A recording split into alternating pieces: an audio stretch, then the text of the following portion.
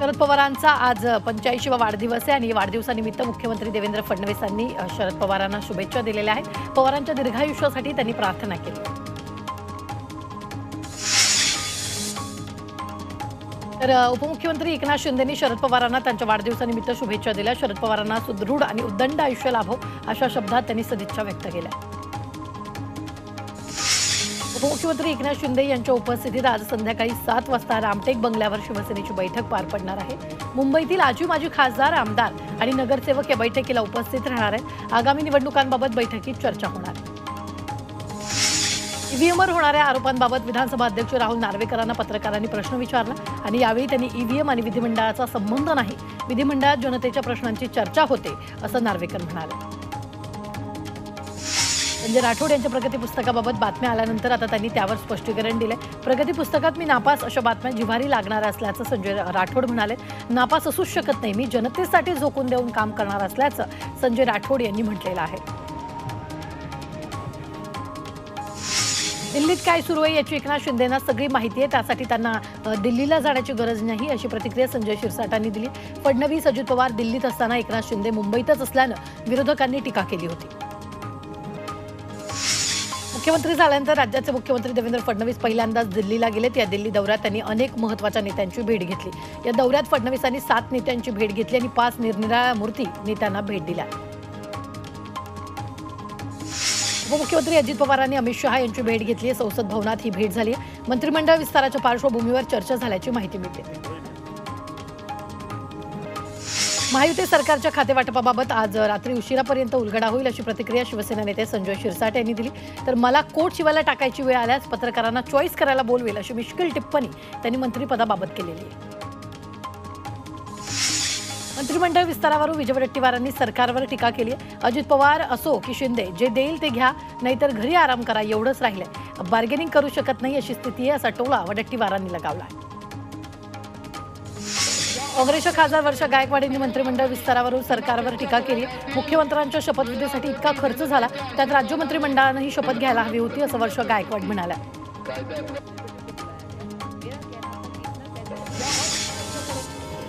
राणा दाम्पत्याला सत्ता स्थापनेत मोठं गिफ्ट मिळवण्याची शक्यता आहे, त्यामुळे राणा दाम्पत्य हे मुंबई आणि दिल्लीत तळ ठोकू नये। त्यातच रवी राणांनी कॅबिनेट मंत्रीपद पक्क असल्याचं बोललं जात आहे। अमरावतीचं पालकमंत्री आणि कॅबिनेट मंत्रीपद रवी राणा यांना मिळणार असल्याची माहिती आहे। सातारा जिल्हा कारागृहात चक्क कैद्यांनी स्ट्रॉबेरीची शेती केली। सध्या या स्ट्रॉबेरीच्या रोपांना स्ट्रॉबेरी देखील लागली। 2.5 गुंठ्यात या कैद्यांनी 2 महिन्यांपूर्वी विंटर नाबिया जातीची स्ट्रॉबेरी लावली। ते पीक आता बहरलंय। सातारा कारागृह पोलीस अधीक्षक श्यामकांत शेंडगेंनी या शेतीची पाहणी करून कैद्यांचं कौतुक केलं। चंद्रपुरातील वरोरामध्ये संतप्त शेतकऱ्यांनी भीक मागो आंदोलन केले। पीक विम्याचे पैसे कमी मिळाल्यानं संतप्त शेतकऱ्यांनी निषेध व्यक्त केला। त्याचबरोबर पीक विमा तातडीनं न मिळाल्यास आत्मदहन करण्याचा इशारा यावेळी शेतकऱ्यांनी दिला। लातूरच्या अहमदपूर तालुक्यातील तळेगाव येथील 103 शेतकऱ्यांना वक्फ बोर्डाच्या न्यायाधिकरणाकडून नोटिसा बजावण्यात आल्या होत्या। आता लातूरमधील बुधोडा येथील 25 शेतकऱ्यांना नोटीस बजावण्यात आली आणि या नोटीसीतून जवळपास 200 एकर जमिनीवर दावा करण्यात आला।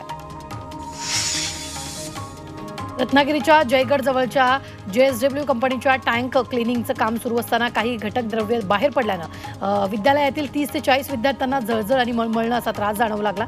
यामुळे विद्यार्थ्यांना पुढील उपचारासाठी शासकीय रुग्णालयात हलवण्यात आलं।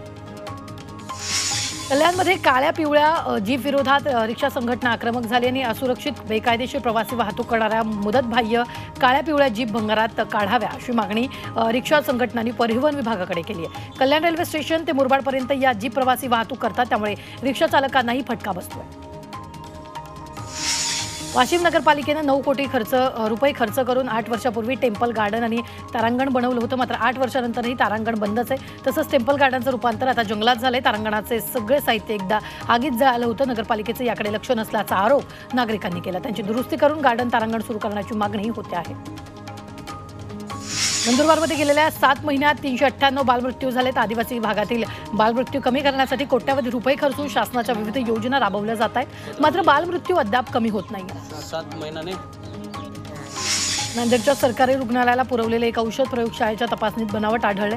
एका कंपनीनं ॲमॉक्सक्लेव्ह या अँटीबायोटिकचा साठा पुरवला होता, मात्र सरकारी लॅब तपासणीत या औषधात योग्य प्रमाणात औषधी गुणधर्म नसल्याचं आढळले आणि त्यानंतर 1.5 लाख गोळ्या सीज करण्यात आल्या। औषध कंपनीवर कारवाई केली जाईल।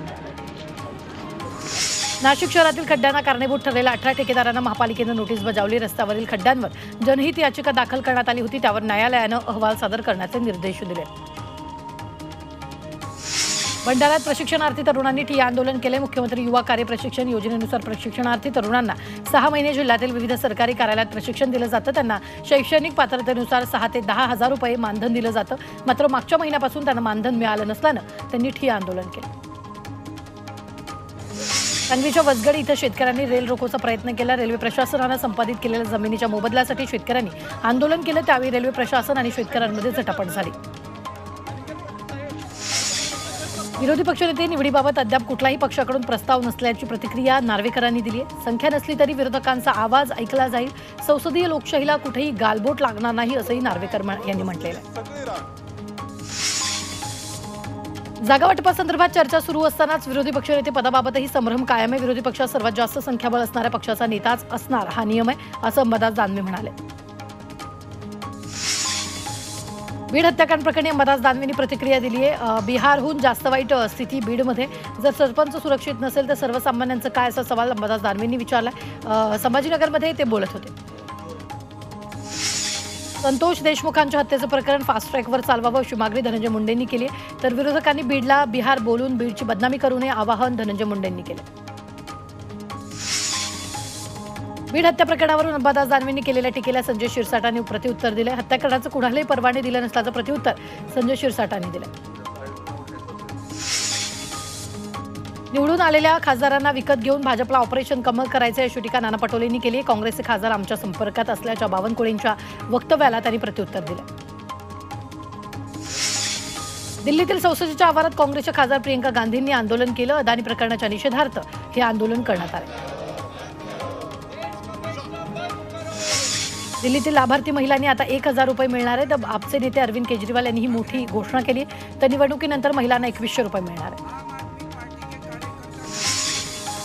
अरविंद केजरीवाल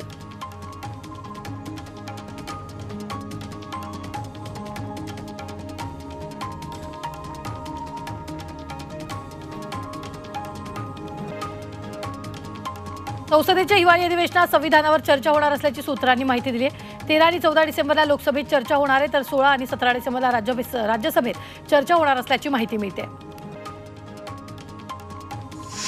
राष्ट्रीय तपास संस्थेकडून जैश ए मोहम्मदच्या संबंधित व्यक्तीची झाडाझडती सुरू आहे। कट्टरपंथीकरण आणि दहशतवादी प्रचार प्रसाराशी संबंधित असलेल्या प्रकरणात ही चौकशी सुरू आहे। जम्मू आणि काश्मीर, आसाम, महाराष्ट्र, यूपी आणि गुजरातमधील 19 ठिकाणी शोध सुरू आहे। निवडणुकीपूर्वी मुंबई बाहेर बदली केलेल्या अधिकाऱ्यांपैकी 155 पोलीस निरीक्षक आता मुंबईत परतलेत। राज्य पोलीस मुख्यालयानं 30 ऑक्टोबरला 333 पोलीस निरीक्षकांच्या बदल्या केल्या होत्या। निवडणुकीनंतरही त्यांना परत बोलवलं गेलं नाही, तेव्हा मुंबईतील काही पोलीस अधिकाऱ्यांनी मॅट आणि उच्च न्यायालयात धाव घेतली होती। त्यानंतर त्यांना आता परत बोलवण्यात आलंय। नाशिक महापालिका 8 जागांवर सुसज्ज वाहनतळ उभारणार आहे। वाहतूक कोंडीमध्ये दिवसेंदिवस मोठ्या प्रमाणात वाढ होते, त्यामुळे महापालिकेच्या वाहतूक विभागानं पहिल्या टप्प्यात 8 जागांवर सुसज्ज वाहनतळ उभारण्याचा निर्णय घेतला। साई भक्तांसाठी महत्त्वाची बातमी आहे। शिर्डीतल्या साई मंदिरात 20 डिसेंबरला दुपारी 2:15 ते 4:30 वाजेपर्यंत समाधी मंदिर दर्शनासाठी बंद राहणार आहे। या काळात साईबाबांच्या मूर्तीची 3D स्कॅनिंग करून डेटा जमा केला जाणार आहे। त्यासाठी तज्ज्ञांची समिती 20 तारखेला समाधी मंदिराची पाहणी करेल आणि त्या काळात समाधी मंदिर दर्शनासाठी बंद राहील।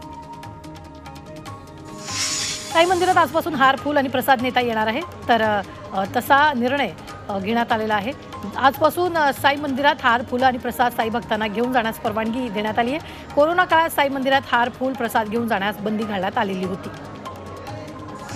महाराष्ट्राची कुलस्वामिनी तुळजाभवानी मंदिराला लवकरच पुरातन झळाळी लाभणार आहे। तीर्थक्षेत्राचा संपूर्ण कायापालट करण्यासाठी राज्य सरकारकडून 2000 कोटींचा आराखडा अंतिम करण्यात आला आहे। सध्या मंदिर समितीच्या स्वनिधीतून 60 कोटी रुपयांची कामं सुरू करण्यात आली आहेत।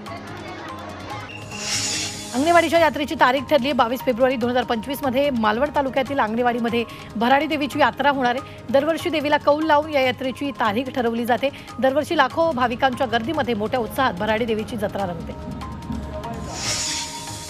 जळगाव जिल्ह्यातील यावल तालुक्यात मलंग शाह बाबांचा उरूस निघालाय। किणी गावात हिंदू मुस्लिम एकतेचं प्रतीक म्हणून ओळख असलेल्या हजरत मलंग शाह बाबाचा हा उरूस उत्साहात साजरा केला जातो। उरूस महोत्सवानिमित्त सर्व नवस फेडायला भाविकांनी गर्दी केली। गुळ साखर आणि मिठाईची तुला करून नवस फेडण्याची इथली परंपरा आहे।